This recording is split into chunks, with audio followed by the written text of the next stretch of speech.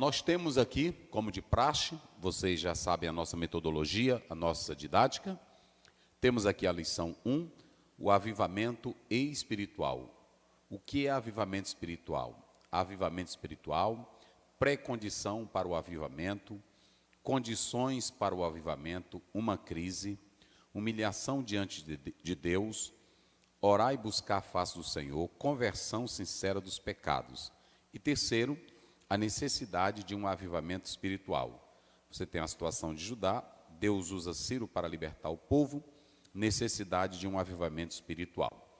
Aqui ao lado nós temos o texto, que é 2 Crônicas 7, 11 a 16. A lição ela colocou apenas do versículo 12, não é isso? 12 ao 15, nós colocamos do 11, não é isso? Ao 16, né? Colocamos 2 versículos a mais, para fechar a perícope. E Ageu é o texto que ele escolheu do capítulo 2, verso 1 até o verso 9. Aqui ao lado, como sempre, nós temos o apontamento ou apontamentos do livro, que vem servir para a sua fé e desempenho espiritual. Pastor Luiz vai começar lendo 2 Crônicas, capítulo 7, versos 11 a 16. Assim, Salomão acabou a casa do Senhor e a casa do rei, e tudo quanto Salomão intentou fazer na casa do Senhor e na sua casa, prosperamente o efetuou. E o Senhor apareceu de noite a Salomão e disse-lhe: ouvi tua oração e escolhi para mim este lugar para a casa de sacrifício. Se eu cerrar os céus, não houver chuva, ou se ordenar aos gafanhotos que consumam a terra, ou se enviar peste entre o meu povo, e se o meu povo, que se chama pelo meu nome, se humilhar, orar, buscar a minha face, se converter dos seus maus caminhos, então eu ouvirei dos céus, perdoarei os seus pecados, sararei a sua terra. Agora estarão abertos os meus olhos e atentos os meus ouvidos à oração deste lugar, porque agora escolhi e santifiquei esta casa, para que o meu nome esteja nela perpetuamente, e nela estarão fixos os meus olhos e o meu coração todos os dias. Muito bem. Nós vamos começar essa lição de hoje tratando sobre avivamento, ok? Mas antes de nós começarmos, nós vamos fazer duas perguntas. A primeira: o que é e não é avivamento? Nós temos uma pergunta, mas no seu bojo nós temos duas: o que é avivamento e o que não é avivamento. Vocês se lembram que eu já falei aqui uma vez para os senhores que o verdadeiro crente, lavado pelo sangue de Jesus, que vive na dimensão do Espírito Santo, ele está sempre avivado. Percebam muito bem isso, eu quero que você entenda. Jesus, ele disse em João 7, 38 a 39, quem crê em mim, como diz as Escrituras, do seu interior fluirão rios de águas vivas. Jesus disse, a alegria, está lá em João 16, que eu vou dar, o mundo não poderá tirar.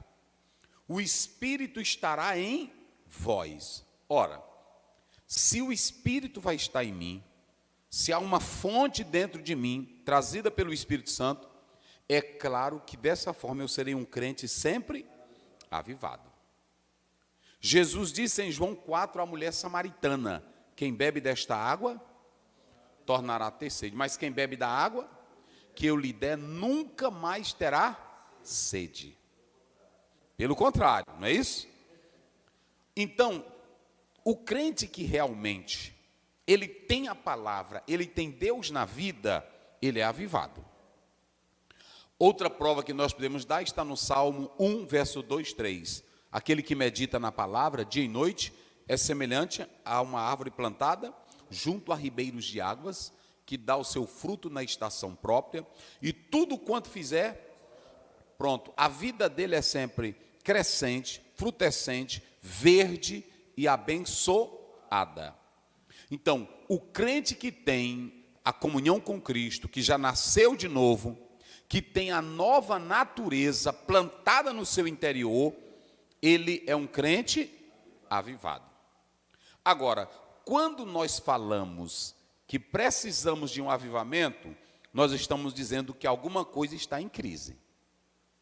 Quando o profeta Abacuque, nós vamos falar isso posteriormente, ele quando diz, aviva ao Senhor a tua obra, ele está pedindo, venha o teu agir no cenário humano. É muito importante que vocês entendam isso, por quê? Porque quando Deus vai agir no cenário humano, quando Deus vai trabalhar, quando Deus vai entrar em cena, é para punir um povo que estava escravizando Israel, o povo de Deus, e nisso até o povo do Senhor seria afetado.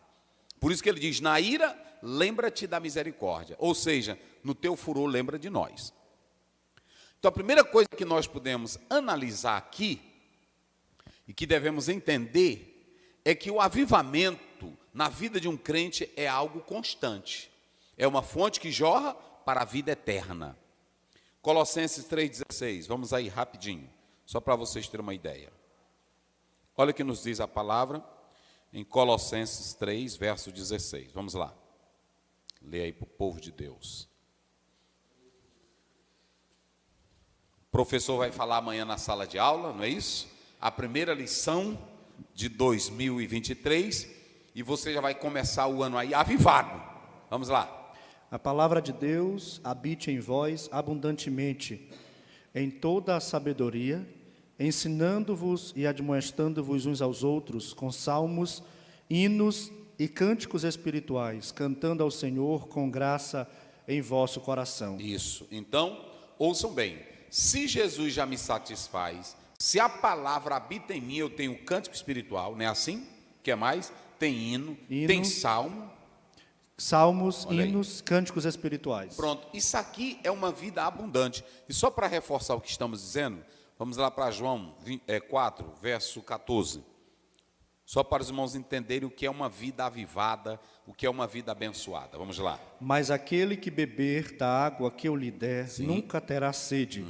Porque a água que eu lhe der se fará nele uma fonte de água a jorrar para a vida eterna. Pronto, então o crente que tem a presença de Jesus na vida, ele tem dentro dele a fonte que jorra para a vida eterna. Então, o que é avivamento, pastor Aziel? Avivamento, gente, é uma vida dominada pela vida de Deus em nós. Porque quando se fala de avivar, é tornar algo vivo, é tornar algo dinâmico, não é assim?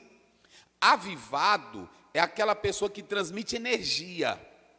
O Espírito de Deus está em nós e Ele já nos deu a vida. Ele já nos deu a vida. Se eu tenho a vida, eu sou avivado. Avivado é a pessoa que tem essa fonte de Deus transbordando dentro dele. Avivado é aquela pessoa que está fervendo dentro dele, como está em Romanos 12. Sede fervorosos de espírito. Vamos lá para o capítulo 12, só para os irmãos entenderem que é muito importante a Bíblia.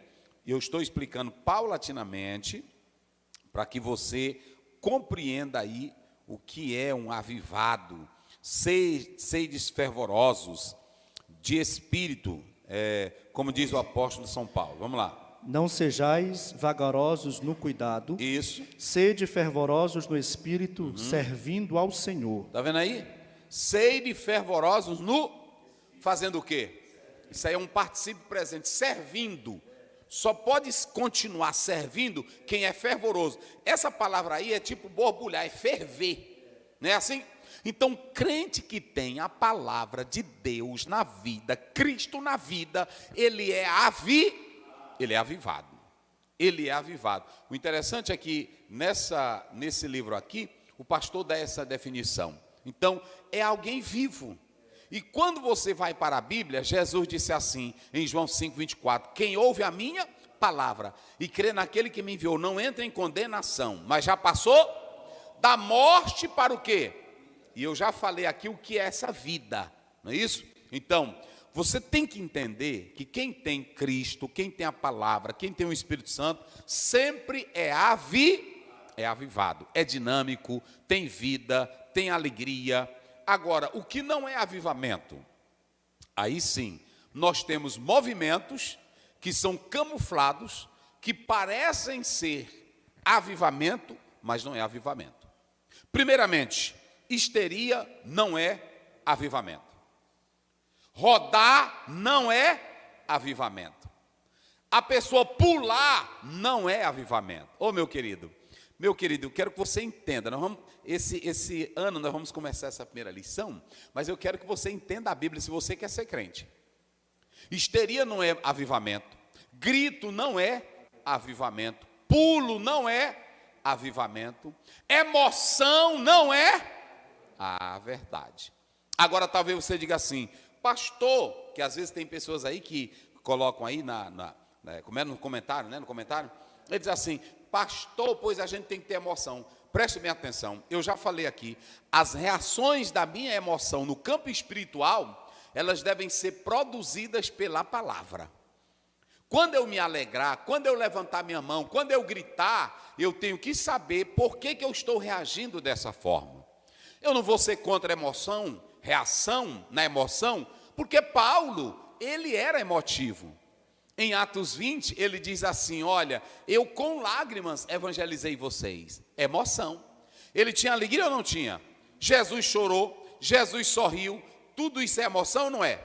Mas o crente tem que entender que avivamento de verdade não é pulo, não é grito, não é correr. Avivamento de verdade é a vida do Espírito produzindo vida em nós. É a vida do Espírito produzindo vida em nós. E nós sabemos que hoje tem igrejas neopentecostais e outros movimentos que descaracterizam o verdadeiro avivamento. Mas nós não podemos correr o risco de negar o verdadeiro avivamento por temer o falso avivamento. Não é isso? Nós não podemos, em detrimento do falso, do verdadeiro, só por causa do falso nós não vamos viver o verdadeiro.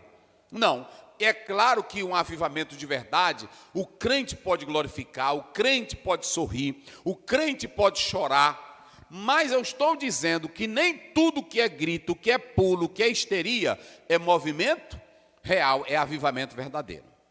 Estão entendendo? John Stott, ele diz uma coisa muito interessante. Ele diz, a igreja, em certos movimentos, ela é levada para o extremismo. E quando ela é levada para o extremismo, ele diz, ela foge do seu equilíbrio. Entenderam agora?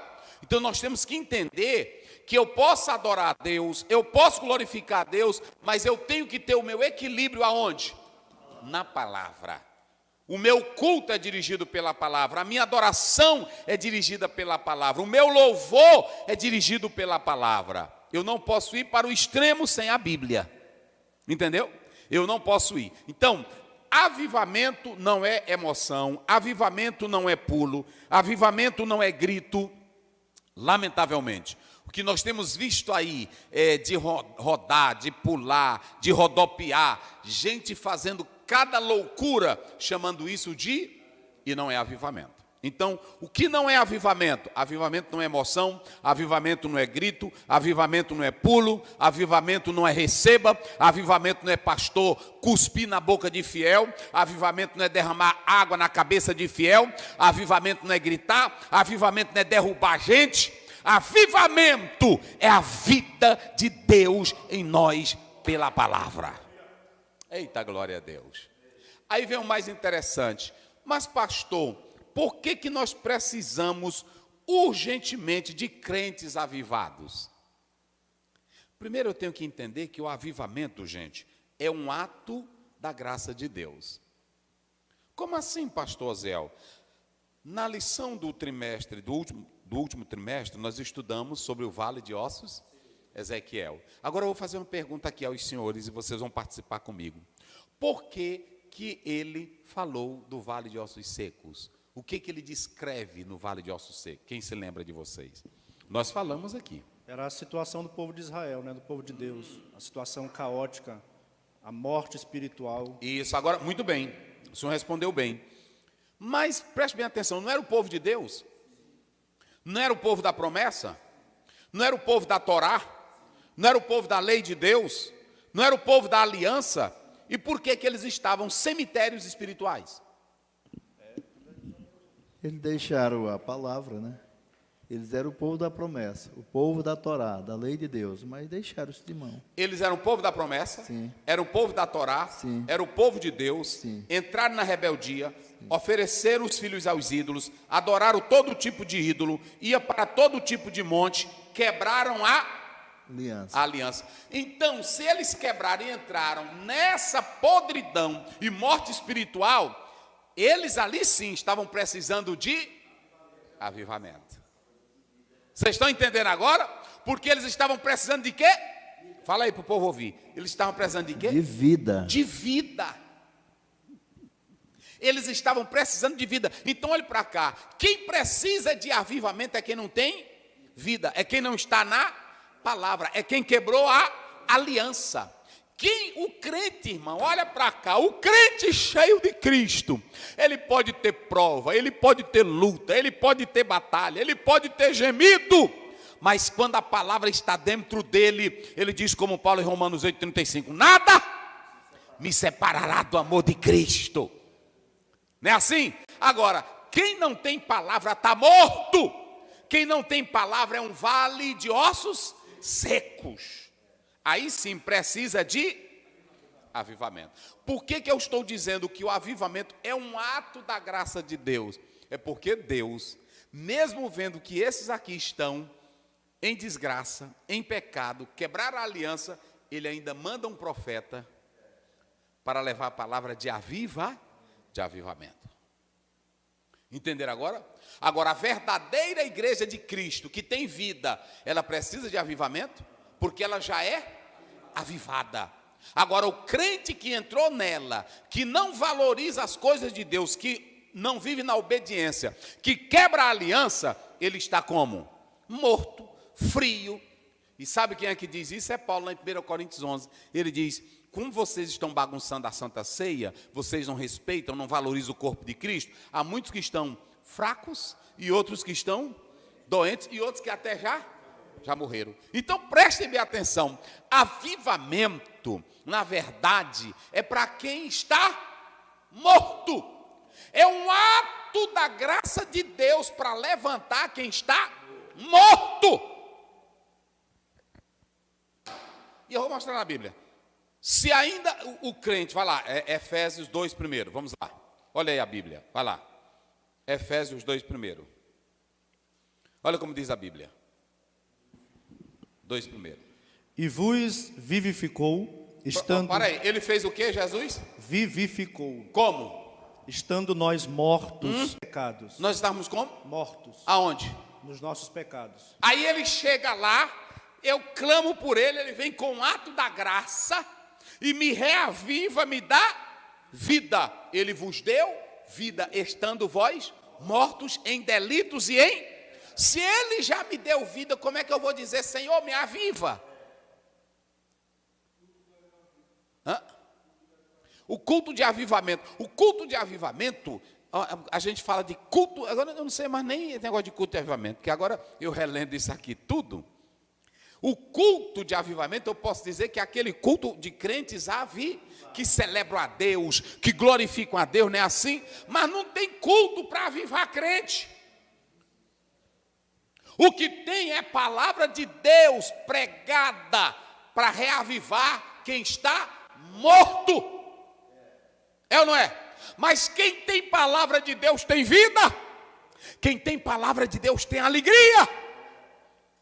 Agora deixa eu dizer uma coisa, vamos lá. Por que precisamos urgentemente de crentes avivados? Agora sim, eu vou dizer. Na Inglaterra, nos tempos passados, de 6 casas que existiam, de 6 casas, uma era um bar e as outras Uma era um bar, uma era a igreja e as outras eram prostíbulos. Por que nós precisamos de crentes avivados? Porque um crente morto, ele não pode reagir contra a letargia espiritual. Um crente morto, ele não pode reagir contra o sistema que está lá fora. Olha para cá, Caio, tu está filmando direito? Bota bem aqui. Olha para cá. Lá em Londres e também nos dias de Lutero, os sacerdotes, quando terminavam de pregar o sermão, frio, morto, apático, sem vida, iam para as mesas das bebidas e dos cabarés. Londres viveu essa frieza espiritual. Lutero se deparou com essa frieza espiritual. João Calvino se deparou com essa frieza espiritual. É aí nesse cenário de desgraça. Olha para cá, bota bem aqui, meu filho. Olha, deixa eu dizer uma coisa, teólogo frio, pregador frio, cantor frio que está na letargia espiritual, ele pode reagir diante de um mundo fraco de Deus? Ele não tem nada. Então por que nós precisamos de crentes avivados?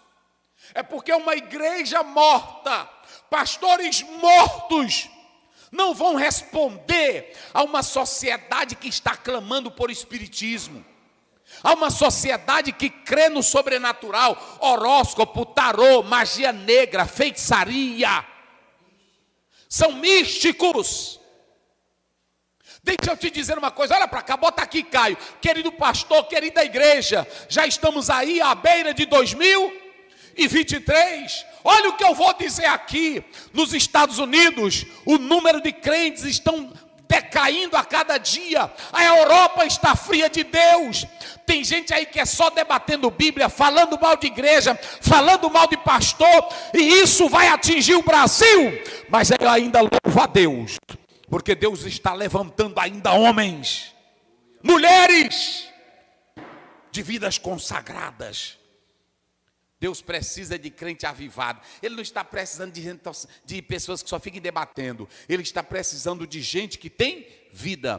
Porque só quem tem vida pode responder. A nossa sociedade é baixa na moral? É baixa nos costumes? A nossa sociedade está cada dia distante de Deus? Agora imagine uma igreja que não gosta de orar. Uma igreja que não ama a Bíblia. Uma igreja que não ora. Uma igreja que não busca poder. Ela tem como enfrentar esse mundo? Então pronto. Ela está de mão dadas com o mundo. Então, é aqui que nós temos que analisar. Aí vem o mais importante. Vamos analisar que o pastor, ele vai usar dois textos, um de Ageu e o outro de 2 Crônicas. Vamos lá. O pastor leu, vamos lá, começa a leitura só para mim voltar aqui para o tema. Versículo 11. Assim Salomão acabou a casa do Senhor e a casa do rei. Sim. E tudo quanto Salomão intentou fazer na casa do Senhor e na sua casa, Sim. prosperamente o efetuou. Ele prosperou. Ele terminou a casa de Deus e terminou a casa do rei, não é isso? Aqui se passaram 13 anos. A gente lê a Bíblia e pensa que isso aí ele chegou. Quando Deus foi falar com Salomão, depois que ele terminou a casa dele e a casa de Deus, quantos anos já haviam se passado?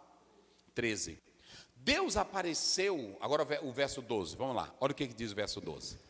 E o Senhor apareceu de noite a Salomão e disse-lhe: ouvi tua oração e escolhi para mim este lugar, para a casa de sacrifícios. Pronto, Deus estava dizendo, depois de 13 anos, ele aparece e diz, eu ouvi a tua, ou seja, eu aprovei o teu projeto, eu concordei contigo. Sabe o que Deus estava dizendo? Olha para cá, que a partir daquele momento, agora nós estamos no momento da monarquia, a partir daquele modelo da casa, que ela seria a casa de oração e de sacrifício, a nova estrutura ou modelo estabelecido para a adoração, para a comunhão, era esse modelo aqui. Entendeu agora? Olhem para cá. Deus, ele tem agora um novo padrão. Teve um padrão, porque a adoração e a liturgia no Velho Testamento, ela era progressiva. E quando chegou aqui agora com Salomão, Aí ele ora, faz a casa, uma casa para oração e uma casa para sacrifícios. E quando ele faz esta casa, Deus diz assim: eu ouvi a tua. Daqui para frente, o padrão estabelecido para a adoração segue o teu modelo e esta casa. Entenderam agora?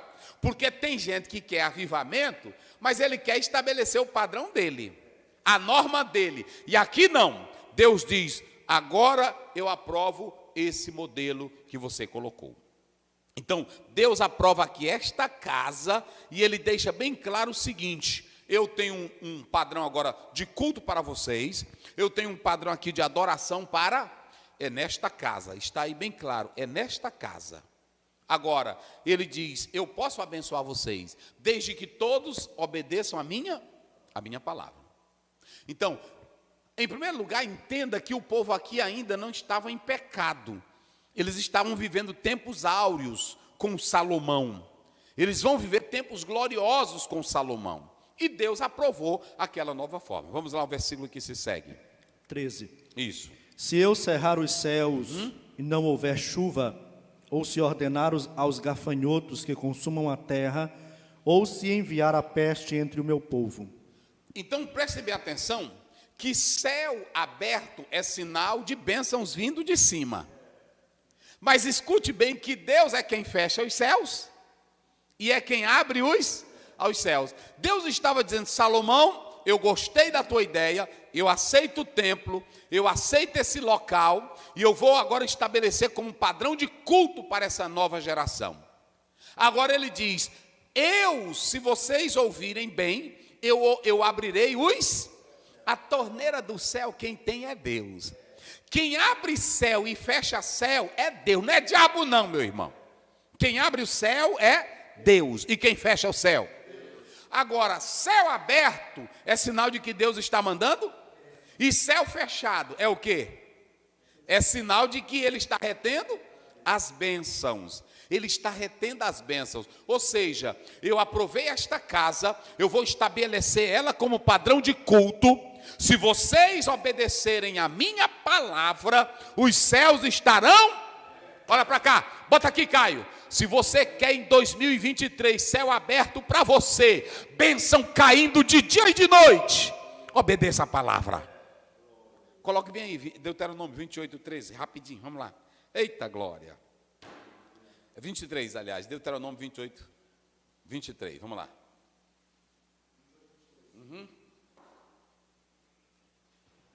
23. Isso. E os teus céus que estão sobre a cabeça serão de bronze. Olha. E a terra que está debaixo de ti será de ferro. Não tem bênção nem de cima? Olha para cá, olha para cá. Quem não obedece à palavra de Deus, quem vive na falsidade, quem vive na aparência, quem vive apenas na dissimulação, quem não é crente de verdade, quem está na casa de Deus, mas não tem compromisso com a palavra, o céu lá em cima é o quê? É de bronze. E a prata? Não desce bênção de lá e nem vem bênção da terra. Nem sobe nem desce.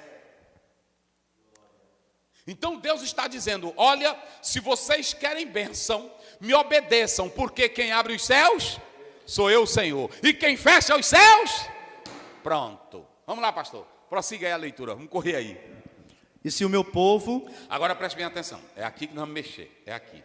O que é mais interessante, gente, é que aqui, esse versículo que o pastor vai ler, é chamado de o coração do Velho Testamento. É o coração. Se a gente chama João 3,16 o coração do Novo Testamento, o coração do Velho Testamento para o povo de Deus é 2 Crônicas 7 e 14.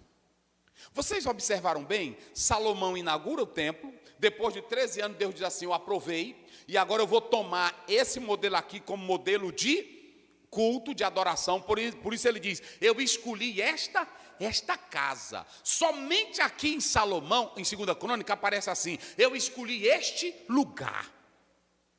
Tem gente que quer fazer culto de todo jeito. Antigamente eles oravam em monte, oravam não sei onde, mas agora Deus disse: é aqui é aqui na casa. Meu Deus, olha para cá, santo. Tu não pode inventar culto e nem lugar de adoração. Jesus disse em João 4, agora vai vir uma era aí, que os verdadeiros adoradores adorarão o Pai em espírito e em... Pronto, isso é individual. Isso é na tua casa, é na rua, tu pode adorar onde tu estiveres. Agora, tem um lugar que Deus determinou, que é o templo. Para a reunião dos salvos. Então, Deus estava dizendo, já que você ofereceu, eu gostei da ideia, está aprovado. Aí ele diz, Salomão, se lembre de uma coisa, quem tem a chave da torneira do céu, sou eu. E lá em Deuteronômio, ele diz no 28, 23, e quem tem a chave da torneira de baixo, eu mando bênção de onde? Da terra. Se tu me obedeceres, e esse povo, o céu nunca vai ser de bronze. Eita glória a Deus, eita glória, eita glória. Então ouçam bem. Agora vamos lá, pastor, vamos lá, vai lá. Vai. E se o meu povo, que se chama pelo meu nome, se humilhar... Só um minuto. Como é que diz o versículo 2, antes de ler o 14? O 12. Sim. E o Senhor apareceu de noite a Salomão. É o que segue. Vai, lê isso aí. E disse-lhe, ouvi tua oração e escolhi para mim este lugar para a casa de sacrifício. Isso. É bem aí. Eu escolhi esse lugar para oração e o que mais? Casa de sacrifício. O que vocês acham que tem nessas duas expressões aí? Que aqui eu coloquei, olha. Em primeiro lugar, Deus ouviu a sua, 13 anos depois ele responde. Aí ele chama ela casa de oração. Mas aí também é chamada casa de quê? De sacrifício. O que vocês entendem com isso aí? Tem duas coisas aí. É só vocês botarem para raciocinar. Olha, oração e sacrifício. Aí ele está dizendo o seguinte, nessa nova casa, ela é marcada por dois atos. Um interior, que a oração quem faz é você, sou eu, não é assim? É o lado interior, é o lado subjetivo. E o outro lado é o lado externo. Qual é o lado externo? Pronto, do sacrifício. Ou seja, rapaz, é linda a Bíblia. Tem gente que só tem oração. Tem gente que a oração zona dele é bonita, mas ele não tem sacrifício, ele não vai para a casa de Deus, ele não se esforça no evangelismo, ele não lê Bíblia, ele não se consagra, ele não oferta, ele não ajuda o necessitado, ele só tem só oração, não tem ação, não tem atitude de nada. Deus disse, eu amei essa casa, ela será chamada o quê? Casa de oração, mas também será chamada o quê? Casa de sacrifício. Não precisa ir para a igreja, e cadê teu sacrifício? Não precisa ir para o templo, e cadê teu sacrifício? O Salmo 122 diz, alegrei-me quando? Vamos aonde? A casa do Senhor. Vamos lá, Romanos 6,13. Se tu não quer fazer sacrifício, tu vai fazer o quê, meu irmão? Vai lá, 6,13, depois 12. Verso 1, vamos lá. 6,13. Nem tão pouco apresenteis aos vossos membros ao pecado, sim, por instrumentos de iniquidade. Isso. Mas apresentei-vos a Deus como vivos dentre vós mortos, e os vossos membros a Deus como instrumentos de justiça. Como instrumento de justiça. Agora eu pego o meu corpo, os membros do meu corpo, e eu coloco para a obra de Deus. Antigamente meu corpo era para a cachaça, era para a forrosada, era para as coisas que não prestavam. Agora eu consagro para Romanos 12 primeiro. Rogo-vos, pois, irmãos, pela compaixão de Deus, sim, que apresenteis o vosso corpo em sacrifício vivo, santo e agradável a Deus, que é o vosso culto racional. Tem que ter santidade, tem que ter vida, mas tem que ter sacrifício. Por isso que Salomão diz assim, Deus disse, olha, eu vou fazer desta casa o lugar da minha casa de orar, mas também casa de... Hoje o crente, ele não precisa fazer sacrifício para Deus ouvir. Não confunda. Quando eu falo de se sacrificar, Jesus já morreu na cruz por você. Você pode ver aí, vamos lá, pastor, Hebreus 10, verso 12. Hebreus 10, verso 12. Nesse mesmo capítulo, o verso 19 e o verso 22. Olha o que diz a palavra. 12, né? Mas este, havendo oferecido um único... 10, né? É o 10? 10. Isso, 12, vai. 10, 12. Mas este, havendo oferecido um único sacrifício pelos pecados, está sentado para sempre à destra de Deus. Pronto, ele ofereceu um único sacrifício. Então eu não preciso fazer sacrifício para Deus me ouvir.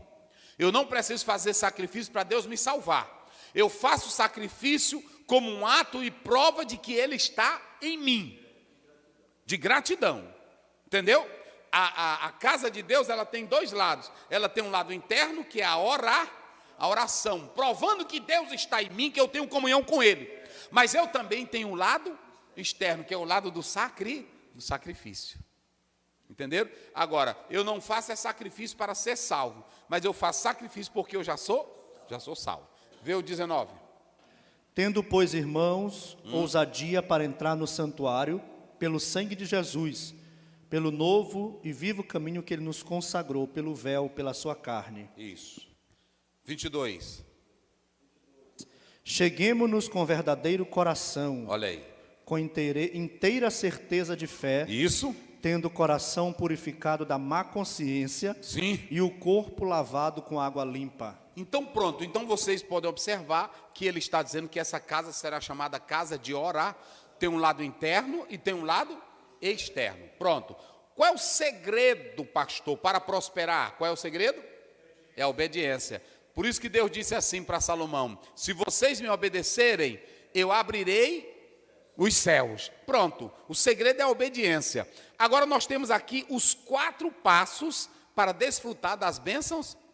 Se Deus está dizendo que abre os céus, se Deus está dizendo que destranca a torneira, mas Ele não dá isso para qualquer pessoa. Entenderam agora? Ele dá isso para quem segue os passos. E a bênção é gloriosa. Agora, para alcançar essa promessa, perceba que Deus está fazendo promessa aí para o seu povo. Mas para alcançar a promessa, aí você tem que seguir o coração do Velho Testamento. A ênfase do Velho Testamento. E vamos lá, qual é a ênfase do Velho Testamento? Para receber bênção. E vai lá. se o meu povo, que se chama pelo meu nome, se humilhar e orar, e buscar a minha face, e se converter dos seus maus caminhos, então eu ouvirei dos céus, perdoarei os seus pecados e sararei a sua terra. Deus tem bênçãos para nós, sim ou não? Sim. Olha para cá, olha para cá. Deus tem promessas, Deus tem bênção, Deus mandou profeta, Deus mandou todo mundo, e agora chegou em Salomão. E Deus diz: eu ouvi a tua, e os céus estão... Ou seja, eu tenho bênção para vocês aqui. Olha para cá, aqui eu tenho caminhão de bênçãos, eu tenho toneladas de bênçãos. Eu tenho bênçãos para vocês. Mas só que para desfrutar da bênção de Deus, não é qualquer um não. Para desfrutar da bênção de Deus e das promessas, 4 coisas. Primeiro, depois e depois. Qual é o caminho para a bênção? Depois e depois. Qual é o caminho para o céu se abrir? Orar, buscar, converter. Hoje vocês podem observar que a maioria dos avivamentos não tem isso aqui. Estão vendo agora o que eu estou dizendo? Vocês se lembram do que eu falei, o que é avivamento e o que não é? Um verdadeiro avivamento é caracterizado pelo quê? Humilhação. Um verdadeiro avivamento se caracteriza com o quê? Oração, buscar a Deus e se... Observe bem que eu coloquei aqui, digam comigo, Caná, Palau, Bacash, Chuve. Vamos lá, Caná, Pal, né? Palau, ficou aqui Palau, né? Ficou aqui, ó. Palau, não é isso? Palau, Bacash, Chuve. Vamos lá, Caná, Palau, Bacash, Chuve.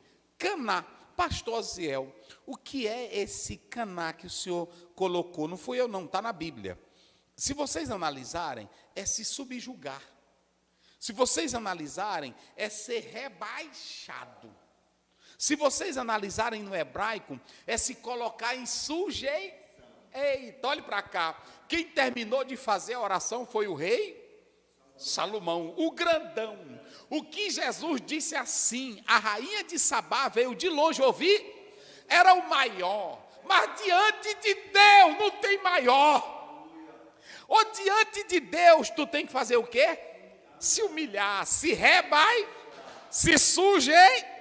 Então, avivamento. Olha, tu que está em pecado, tu que não está na vida de Deus, tu que não estás no avivamento, não venha para cá dizer, Senhor, tu tem que me avivar, porque tu me entendes.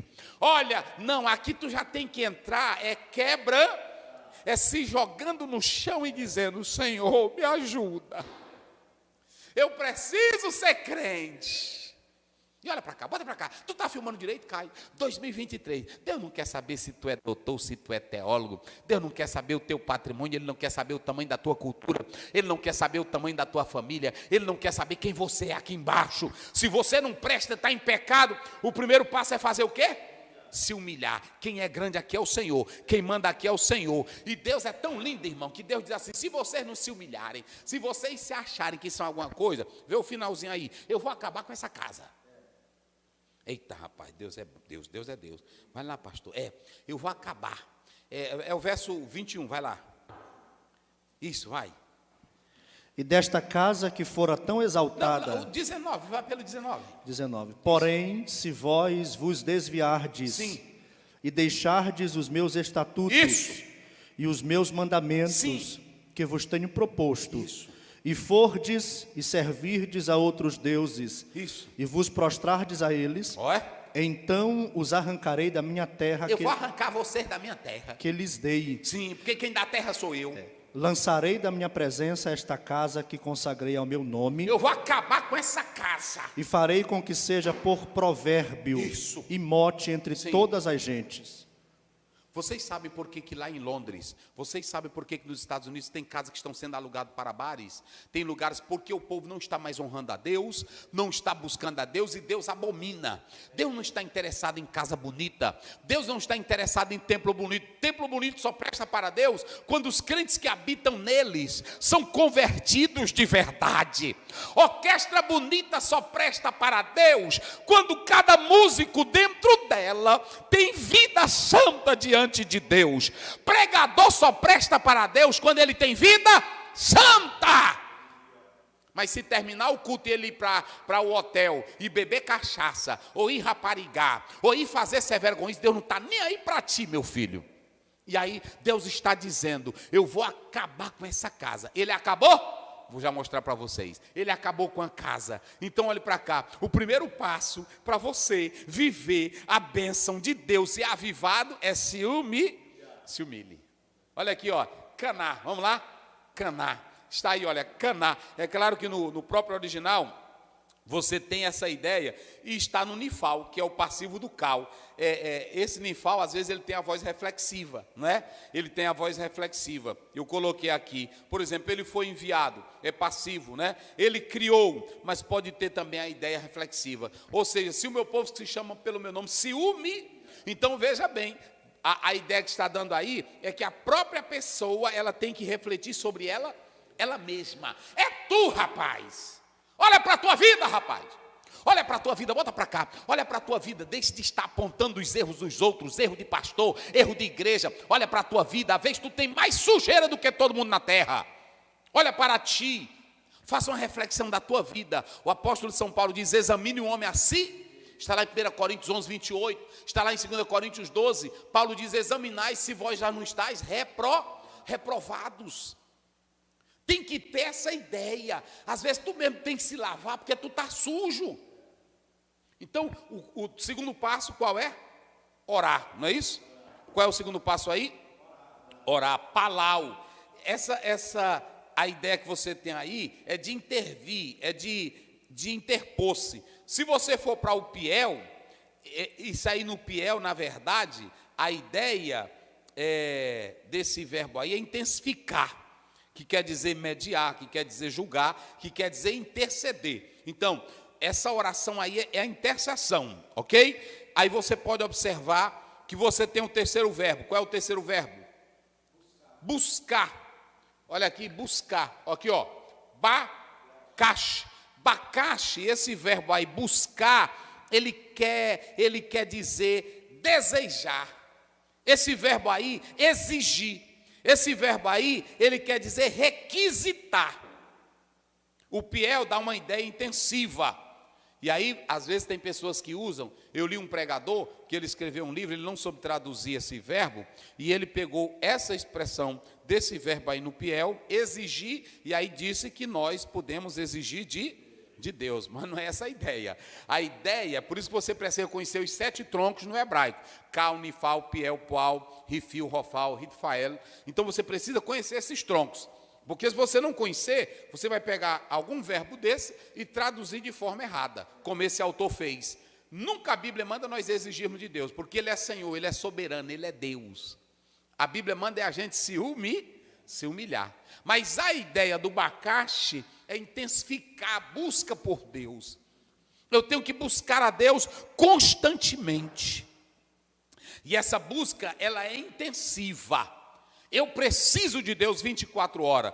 E o último verbo aqui é o verbo, vamos lá? Converter. O interessante é que esse verbo converter aqui, ó, no hebraico é o verbo chuve. É o verbo o quê? É voltar, é só dar uma volta. Vocês estão entendendo? Ora, por que eu estou dizendo que a igreja de Cristo, ela não precisa de avivamento? Porque ela já é Agora, quem está errado é quem precisa voltar. Entenderam aqui? É linda a Bíblia, gente. Retornar, chuve, volte. Ou seja, Deus estava dizendo: se vocês me servirem, se vocês se humilharem, orar, olha aí, buscar, Bacache, se chuve. Se vocês se voltarem para mim. Eita, glória a Deus. Irmão, hoje tem um bocado. Tu está filmando direito, Caio? Olha para cá. Hoje tem... Me mostre os que dizem que estão em avivamento, que tem isso aqui hoje. Me mostre. Os 4 passos. E aí o que acontece? Ele diz assim: o céu está aberto, quem tem a torneira sou eu. É assim? É que nem um irmão foi orar. E aí ele estava orando, e aí de repente ele teve uma visão. Ele viu 3 torneiras. Aí Deus disse para ele na visão: filho, ele viu 3 torneiras, uma grande, uma média e uma pequena, e todas 3 de ouro. É assim que Deus faz mesmo. Aí Deus perguntou para ele na visão: qual é que tu quer que eu abra? Ele disse: não, aí não, sem demora eu vou logo dizer. Eu quero é a grande.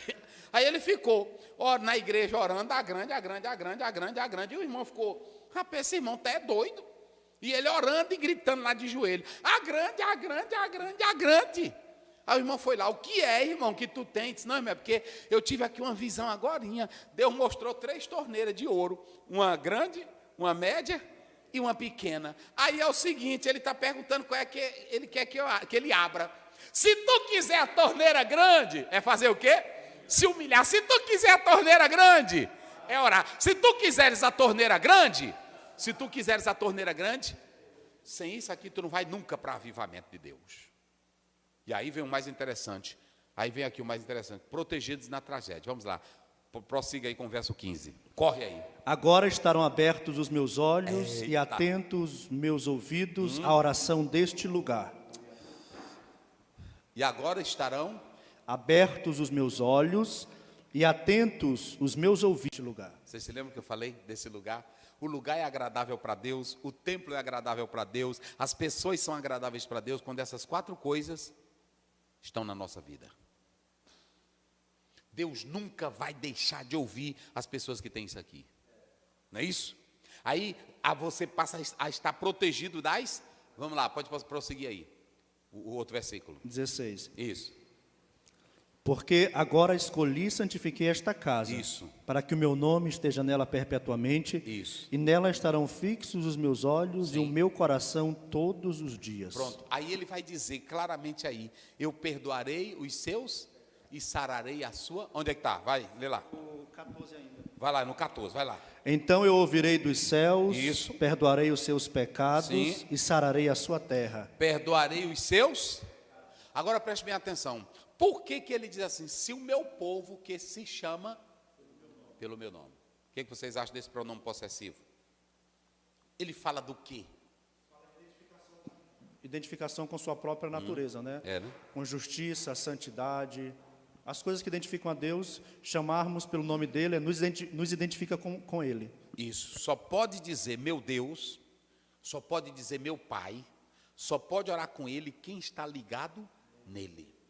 É por isso que ele está dizendo, se o meu povo que se chama pelo meu nome, se humilhar, orar, me buscar e se converter, eu ouvirei dos... Ou seja, quem está em intimidade com ele, que faz isso aqui, é povo dele e pode dizer, meu Pai, meu Deus, meu Senhor, meu eterno Pai. E aí, essas pessoas que assim fazem, podem orar com alegria. Você vai ver lá em João 14:14, eu vou correr, não precisa ler lá.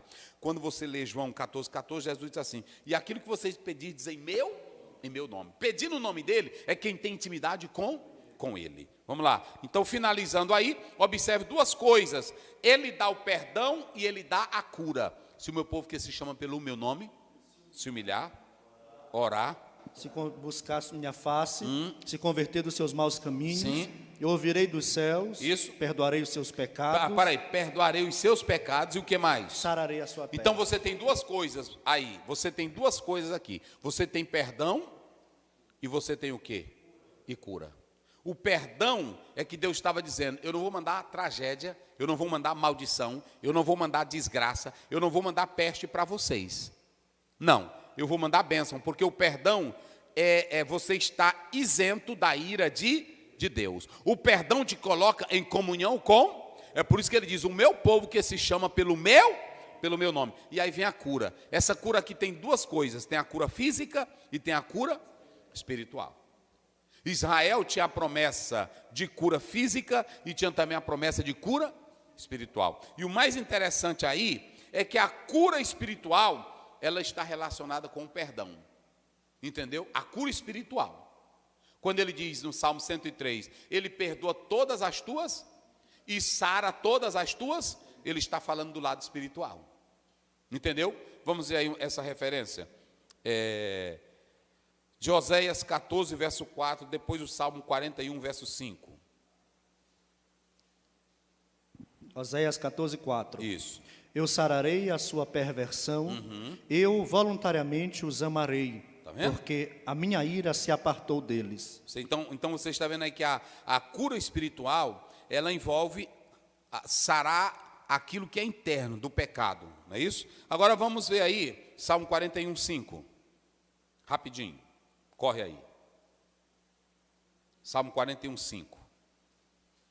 41, 5. Isso. Os meus inimigos falam mal de mim, dizendo, quando morrerá ele e perecerá o seu nome? Muito bem. Então, a cura física, ela pode ter duas coisas. Ela pode ter a cura física do corpo e pode ter também a cura física da terra. A gente sabe que Deus fez isso. Vamos ir lá, Gênesis 20, verso 7. Corre lá rapidinho, só para a gente analisar isso. Gênesis 20, aliás, 17. Depois Números 13, 20. 20, 17, de Gênesis. E orou Abraão a Deus, e sarou Deus a Abimeleque, Isso. e a sua mulher, e as suas servas, de maneira que tiveram filhos. Está vendo? Aí você observa que tem esse lado da cura física, não é isso? E vamos lá para Números, para a gente fechar aqui. Vamos lá. Números 13, verso 20. Isso. Também qual é a terra, se grossa ou magra, se nela há árvores ou não, e esforçai-vos e tomai do fruto da terra. E eram aqueles dias os dias das primícias das uvas. Está vendo aí? Deus sara a terra, não é isso? Então você tem sarar a terra do próprio corpo físico e você tem sarar a terra física aonde o homem habita, ok? Então, para finalizar, você tem aqui, Pastor Ziel, e como é que o povo de Deus faz para ter sucesso? Se a gente perguntasse, o que o povo de Deus faz? Como é que vocês responderiam para ter sucesso? Eu já respondi, está aqui. Qual é? Isso. O sucesso do povo de Deus está onde? Na humilhação. O sucesso do povo está onde? Na oração. O sucesso do povo de Deus está onde? Está onde? Está aqui. Se você, olha para cá, olha aí. 4 segredos para prosperar em 2023. Olha aí, Caio. Bota bem aqui. Brasil. Filma aqui direito. 4 segredos para o povo prosperar em 2023. Não tem essa de horóscopo, não tem essa de buscar em tarô, não tem essa de... Não, 4 segredinhos. Te humilha diante de Deus, porque se quem humilha será exaltado. Quem ora, está lá em Mateus 7,7. Pedi e dá-se-vos a batei, e abri-se-vos a buscai e me acharei. Depois é buscar e depois é se Pronto, então são os segredos para você prosperar em 2023. 4 segredinhos. Eu coloquei isso aqui, irmãos, que o sucesso físico, o sucesso espiritual do povo de Deus depende das orações. É só isso. Depende da oração, porque se você orar, o pastor já leu o 14, ele sarará a vossa terra. Se você orar e se converter, ele ouvirá dos céus e protegerá. Não é assim? Não vai ter praga, não vai ter desgraça, não vai ter miséria. Então está aqui. Então vamos só analisar aqui. O que é avivamento espiritual? Avivamento espiritual é aquele desejo intenso que você tem de buscar a Deus, de orar, de ler a Bíblia, de se consagrar, de estar em comunhão com. Esse é o avivamento constante espiritual. Aí você tem o avivamento espiritual. Quais são as precondições para o avivamento? Quais são? Humilhar, orar, buscar e se converter. Você tem condições para o avivamento. Vocês se lembram que eu falei que essa crise, que ela acontece, por exemplo, crise moral, crise na educação, crise espiritual, crise na liderança, crise dos políticos, crise na letargia espiritual do povo de Deus. Para isso é que tem que se levantar homens de Deus, profetas de Deus, corajosos, para batalhar contra o pecado e mostrar para os que estão mortos que o Senhor tem vida. Ok? Aí você tem se humilhar diante de Deus, orar e buscar a face do Senhor, isso aqui é intensivo, e a conversão sincera. Pronto, a Bíblia diz em Provérbios 28:13, aquele que confessa e deixa, alcança misericórdia. Aí você tem aqui a necessidade de um avivamento espiritual. Você vê que Judá sempre estava pecando, sempre via aquele ciclo vicioso. E aí sempre tragédia vinha para eles. Agora, quando se arrependiam, buscava a Deus, o Senhor se voltava para ele. E aqui o pastor dá uma ideia de Ciro. Por quê? Porque vocês sabem que Ciro, ele vai ser profetizado muito antes. E aí Ciro vai ser um rei que vai ser chamado, Isaías 45, não é isso? 1:3, ele vai ser chamado de ungido do Senhor. Porque ele vai abençoar o povo de Deus. Ele vai tomar conhecimento e ele vai dar permissão para que o povo de Deus volte e reconstrua a sua terra. E aí quando nós atentamos para o livro de Ageu, capítulo 2, verso 1-9, aí você pode observar que um povo que vive no fracasso espiritual, ele não tem prazer, primeiro, na casa de Deus. Se você ler Ageu, capítulo 1, eles estavam interessados na casa deles, eles estavam interessados nos negócios deles, mas a casa de Deus estava sem ser construída, porque Ciro deu permissão, depois Dário vai rever nos livros e diz, vão construir a casa, mas o povo não queria construir a casa. Por que não queria? Vocês se lembram que quando Salomão terminou de construir a casa, Deus falou com ele, Deus disse, olha, eu vou abençoar vocês, se vocês continuarem assim.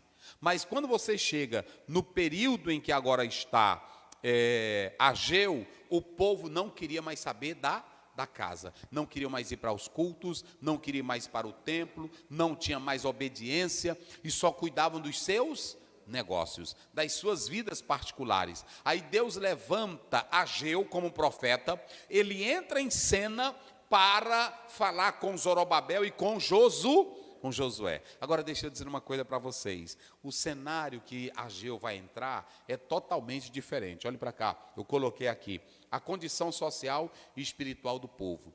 Eles não tiveram uma boa colheita, eles não estavam bem financeiramente, eles não estavam bem socialmente, de modo que como era que eles poderiam contribuir com a obra de Deus se eles não estavam bem? Entenderam? Vê aí Ageu 1:11, veja aí.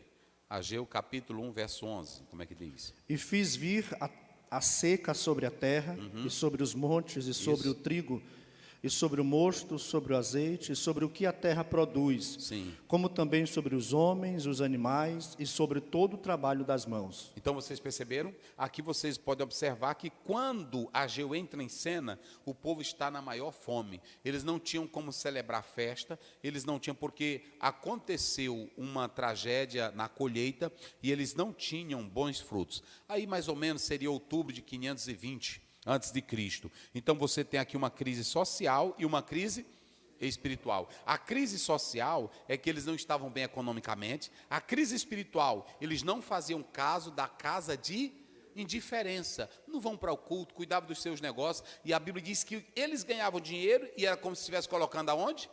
em um saco furado. Por quê? Porque a condição era lastimável. Irmão, não tem coisa pior.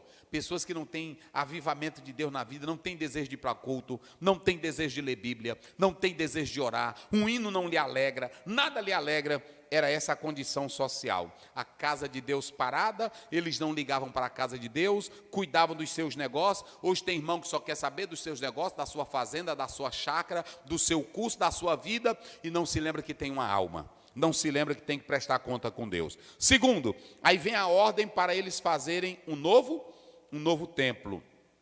Mas como fazer um novo templo? Esse era menor, não tinha a glória que o templo de Salomão tinha, não estava naquela animação, porque é bom a gente começar um projeto, é quando todo mundo está animado. O templo de Salomão vai ser construído na glória de um grande rei, de um homem sábio. Davi tinha juntado todo o dinheiro para fazer o templo, mas agora não. Teve uma seca, teve um ataque na colheita, eles não estavam bem, o tempo não era bom. Como se envolver na construção do templo, se o povo estava também na desgraça social e espiritual? Como entrar num templo que seria menor, que não tinha glória? Nesse templo, segundo o Talmud, comentário babilônico, comentário judaico, segundo o Talmud, diz que o templo aqui não teria arca, porque eles não sabiam onde ela estava. Eles não teriam a glória de Deus na casa, como teve lá de Salomão. Como entrar num projeto desse, se estava tudo falido? Aí entra Zorobabel, entra Josué, e se levanta o profeta Ageu e diz: esforçai-vos e não temais, façam a obra, Deus é com vocês. Olha para cá, olha para cá. Homem de Deus não se importa com crise.